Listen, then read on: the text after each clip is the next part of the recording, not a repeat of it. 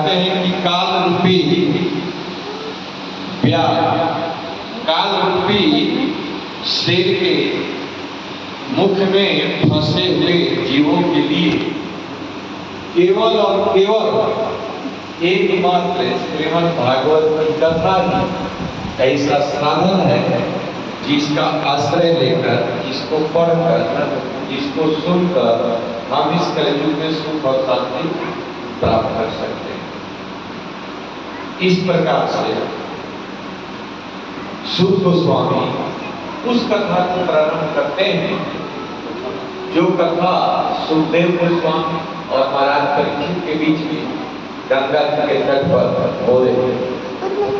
जिस कथा को सुनने के लिए स्वर्ग से देवता लोग भी आए और सुखदेव गोस्वामी से बोले कि आप अमृत का कलश लीजिए और महाराज परीक्षित को पिला दीजिए, महाराज परीक्षित अमर हो जाएंगे और इसके बदले में आप अपने भागवत की कथा सुनाइए। तो सुखदेव गोस्वामी ने बड़े ही कड़े शब्द में वहां से देवताओं को भगा दिया कि आपका इस कथा में कोई अधिकार नहीं। क्योंकि आप इस कथा का क्रय विक्रय कर रहे हैं, मोल लगा रहे हैं। कथा हो रही थी, आप आकर बैठ जाते तो हमें कोई आपत्ति नहीं, लेकिन आपने इस कथा का बदला में अमृत दे रहे हैं, इसलिए आप इस कथा में भाग लेने के अधिकारी नहीं। और इस प्रकार से जब देवताओं को सुखदेव गोस्वामी भगा दिए, ये सारे देवता ब्रह्मा जी के पास। ये आखिरी इस श्रीमद् भागवत कथा में ऐसा क्या है कि हम देवता होकर भी हमको महाराज सुखदेव गोस्वामी ने नहीं सुनाया और संसार के मरणशील मनुष्यों को भागवत की कथा सुना रहे हैं। तो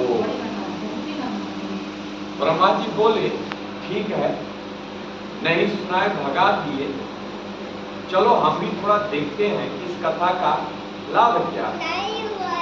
तो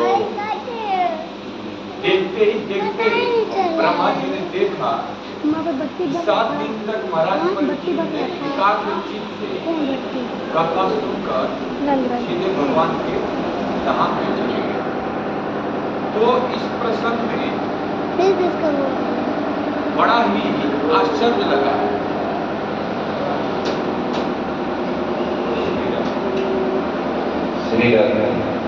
और बड़ा ही ब्रह्मा जी को आश्चर्य लगा और ब्रह्मा जी ने तुरंत जितने भी जीवन के धार्मिक कार्य थे, जैसे यज्ञ, दान, तप, तीर्थ निवास और भी जितने धार्मिक अनुष्ठान थे, सबको एक पलड़ा में रखा और एक तरफ भागवत कथा को रखा। लेकिन भागवत कथा भारी का भारी रहा, हल्का नहीं हुआ। तो उस समय ब्रह्मा जी घोषणा किए सारे देवताओं के बीच में, वास्तव में भागवत जो है साक्षात भगवान का स्वरूप है। ये भागवत कोई ग्रंथ नहीं, कोई उपन्यास नहीं, कोई किताब नहीं, ये साक्षात भगवान का स्वरूप है। और इस बात की पुष्टि करने के लिए बड़ा ही एक सुंदर है श्लोक बताते हैं। पादो यदीयो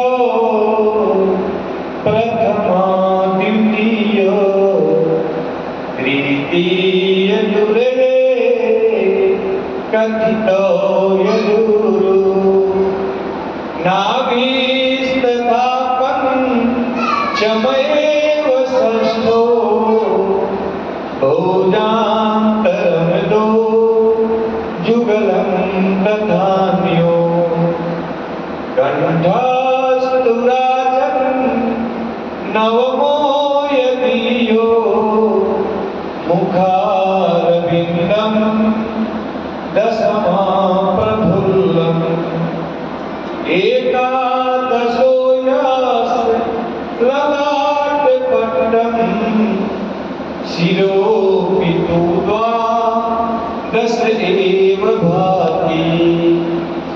आदिदेवं करुणानिधानं तमालवर्णं सुहृदावतारम् अपार संसार समुद्र सेतुं भजामहे भागवत स्वरूपम्। कहते हैं कि भागव यज्ञो प्रथमो द्वितीयो, भगवान के जो चरण है ये श्रीमद् भागवतम का प्रथम और दूसरा स्कंद है। भगवान के भागवत का प्रथम और दूसरा स्कंद है। आप इसको ध्यान से सुनिए और याद कर लीजिएगा, अगली बार आगे पूछेंगे सब लोग ध्यान से सुनिए। श्रीमद् भागवतम का पहला और दूसरा स्कंद भगवान के दो चरण हैं। तीसरा और चौथा स्कंद भगवान के दो जंघा है। पांचवा स्कंद नाभि, छठा और सातवां स्कंद भगवान के दो बाजू हैं और आठवां छाती। भागवतम का 9वां स्कंद कंठ है और भागवतम का 10वां स्कंद भगवान का मुखारविंद मुख है और 11वां स्कंद ललाट पट्टम, एकादशतु ललाट पट्टम और 12वां स्कंद भगवान का सिर है। तो साक्षात भगवान ही भागवत जी के रूप में परिणत हुए। इसलिए भागवत के प्रति हमारी विशेष श्रद्धा होनी चाहिए। और इस प्रकार से ब्रह्मा जी ने घोषणा की कि हे देवताओं, ये भागवत जो है साक्षात भगवान का स्वरूप कब है? चतुष्कुमार प्रश्न करते हैं, चतुष्कुमार ऐसा भी सौनक ऋषि सूत गोस्वामी से कि हे सूत गोस्वामी, ये भागवत कहने की जो शास्त्र की प्रथा है ये कहां से आई? तब कहते हैं एकदाहि विशालाया चत्वारा ऋषियो मना सत्संगार्थं समायाता तत्रिषु तत्र नारदम्। एक बार विशालपुरी में ब्रह्मा जी के मानस पुत्र चांद्रमाल सत्संग करने के लिए विचरण कर रहे थे। तब तक उनकी दृष्टि नारद जी के ऊपर पड़ी। बड़े ही प्रसन्न हो गए कि चलो आज बड़ा सुंदर है कि नारद जी से हम लोग आज सत्संग करेंगे। लेकिन जैसे ही नारद जी के पास में आए तो नारद जी के चेहरे को देखकर समझ गए कि नारद जी बहुत उद्विग्न हैं। देखिए, आचार्य बताते हैं कि हमारा जो मुख अंदर होता है ये हमारा आईना है। किसी के चेहरे को देखकर बताया जा सकता है यह व्यक्ति प्रसन्न है, यह व्यक्ति किसी विषाद से ग्रस्त है। क्योंकि जो भी हमारे हृदय में होता है, जो भी हमारे हृदय में होता है वो चेहरे से दिख जाता है। नारद जी को देखकर बड़ा बेचैन हुए और नारद जी से जिज्ञासा करते हैं कि हे नारद मुनि, वैष्णव के जीवन में दुख ये तो कभी हो नहीं सकता, क्योंकि वैष्णव कभी दुखी नहीं होता। और अगर वैष्णव होकर भी दुखी है लेकिन समझ में नहीं आ रहा, और उसमें भी आप जैसा वैष्णव जिसका चित्त, जिसका मन एक सेकंड के लिए भी भगवान का, जिसके मन से कभी विस्मरण नहीं होता, ऐसे आपका मन दुखी है, क्या बात बताइए? तब नारद जी कहते हैं एक बार मेरे मन में घूमने की इच्छा हुई, पर्यटन करने की इच्छा हुई और मैं विचरण करते हुए अनेक तीर्थों में गया, अनेक जगहों पर गया, हरि क्षेत्र गया, पुष्कर गया, प्रयाग गया, लेकिन कहीं भी मेरे मन को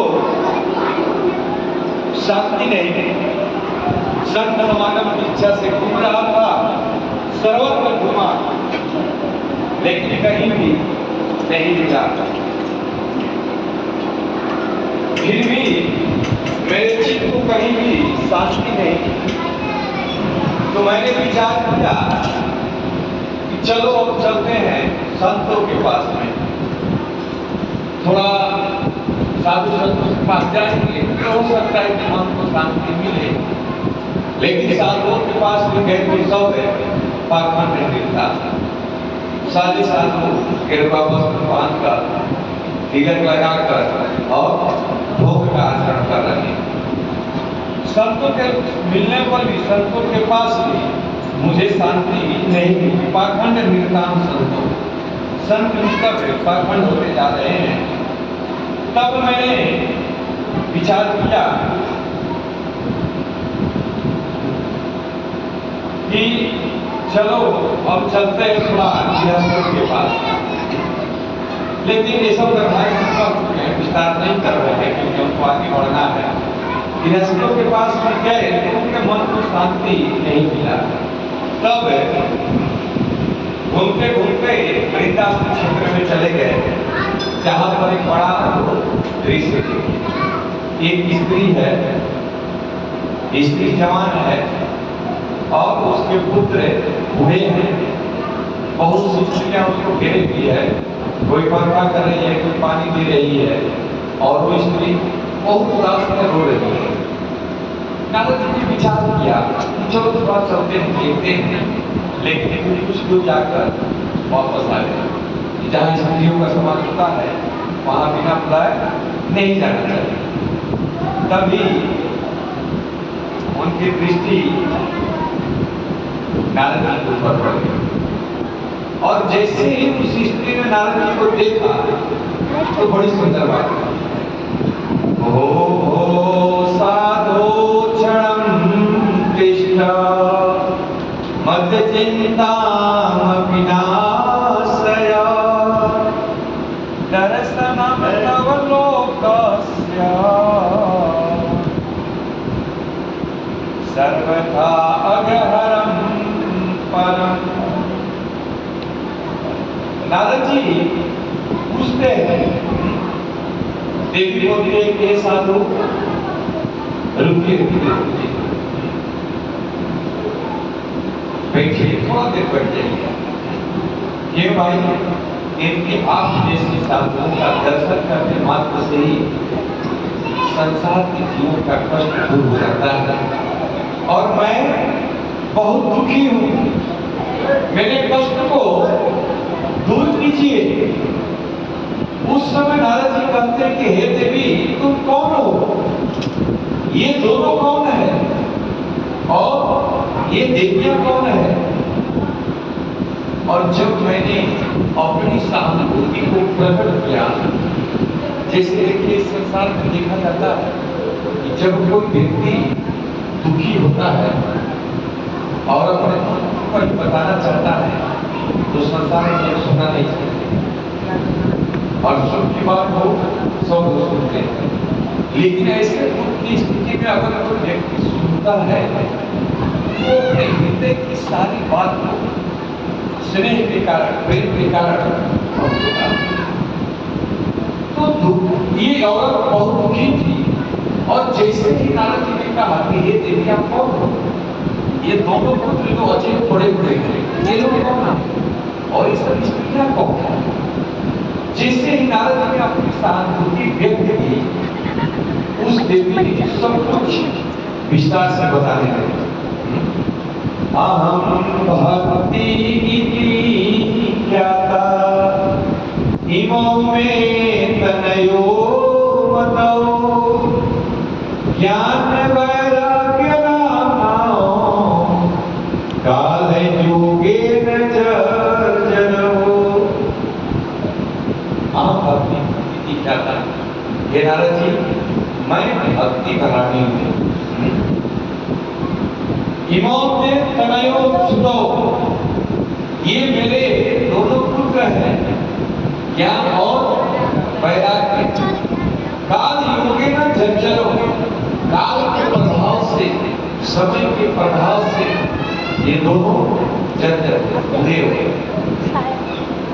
और बड़े ही विस्तार से बताने लगी कि द्रविड़ देश में मेरा जन्म हुआ, कर्नाटक में मैं पली बढ़ी, महाराष्ट्र में थोड़ा बहुत सम्मान हुआ और गुजरात में जाकर मैं पीड़ित हो गए, हम सब बूढ़े हो गए।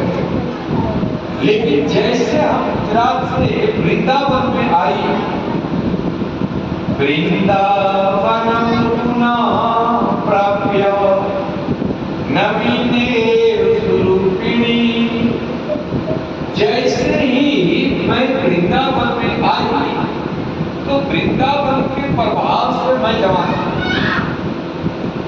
लेकिन ज्ञान और वैराग्य हमारे जो पुत्र हैं ये बूढ़े के बूढ़े रहे। अब बताइए कोई स्त्री जवान हो और उसके पुत्र बूढ़े हो तो समाज के लिए कितना निंदनीय है।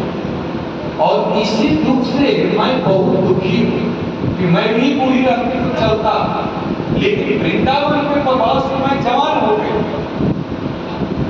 और मेरे ये दोनों पुत्र ज्ञान और वैराग्य बूढ़े के बूढ़े रहे। और हे नारद जी, और अगर यही स्थिति रही मेरी तो मैं एक दिन छोड़कर विदेश विदेश में चल जाऊंगा। अब देखिए यही साक्षात भक्ति, जिसके हम लोग भक्ति आरती पूजा करते हैं ना, भक्ति देवी, तो यही साक्षात मूर्तिमान स्वरूप में भक्ति महारानी कहती है कि अगर मेरी स्थिति यही रही कि मैं जवान हो गई और मेरे पुत्र अगर बूढ़े रहेंगे तो एक दिन मैं एक स्थान को छोड़कर विदेश चल जाऊंगा। इदं स्थानं परित्यज्य विदेशं गम्यते मया, मैं विदेश चली जाऊंगी, यहाँ नहीं रहूंगी। और जैसे ही नारद जी भक्ति का आचार्य जैसे ही सुने कि भक्ति महाराज बहुत दुखी है और कहते हैं कि अगर हमारे दोषों का निराकरण नहीं होगा नारद जी, मैं इस संस्थान को सदा सदा के लिए छोड़कर चली जाऊंगा। नारद जी कहते कि नहीं नहीं, तुरंत स्थिति समझ गए और नारद जी बड़े सांत्वना देने लगे, समझाने लगे। क्या नारद जी विचार करने लगे मन में कि भक्ति, ज्ञान और वैराग्य तीनों एक दूसरे के पूरक हैं। चंद्र प्रभु बता रहे थे कि भक्ति करने के लिए ज्ञान और वैराग्य की जरूरत नहीं है। भक्ति अपने आप में स्वतंत्र है और पूर्ण है। कोई भी व्यक्ति, एक छोटा बच्चा भी, बिना पढ़ा लिखा भी, कोई भी स्त्री, बूढ़ा आदमी, हर व्यक्ति भगवान की भक्ति कर सकता है। कोई ये नहीं कर सकता कि प्रभु जी हम तो पढ़े लिखे नहीं हैं, हम कैसे भजन करेंगे, हमारे पास तो धन संपत्ति नहीं है, कैसे हम भगवान की सेवा करेंगे, हम तो सुंदर नहीं है, कैसे भगवान की पूजा करेंगे। भक्ति करने के लिए कुछ भी अनिवार्य नहीं है, केवल क्या है, भक्ति करने के लिए हृदय में भाव होना चाहिए, प्रेम होना चाहिए, इच्छा होनी चाहिए। हर व्यक्ति भगवान का भजन कर सकता है। नारद जी विचार करने लगे कि भक्ति, ज्ञान और वैराग्य तीनों दूसरे के पूरक हैं।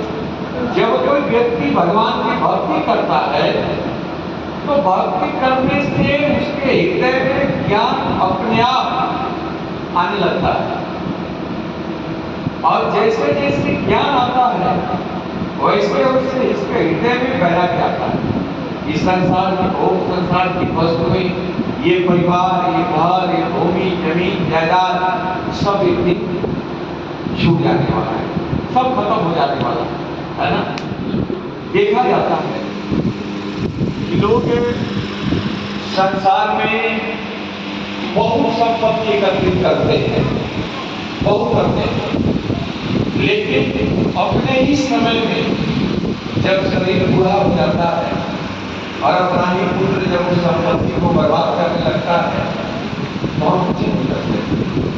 तो रियलाइज होता है कि हमने जो भी जीवन को कमाया हमारे आंखों के सामने ही ये निकल रहा है, क्या रहा है।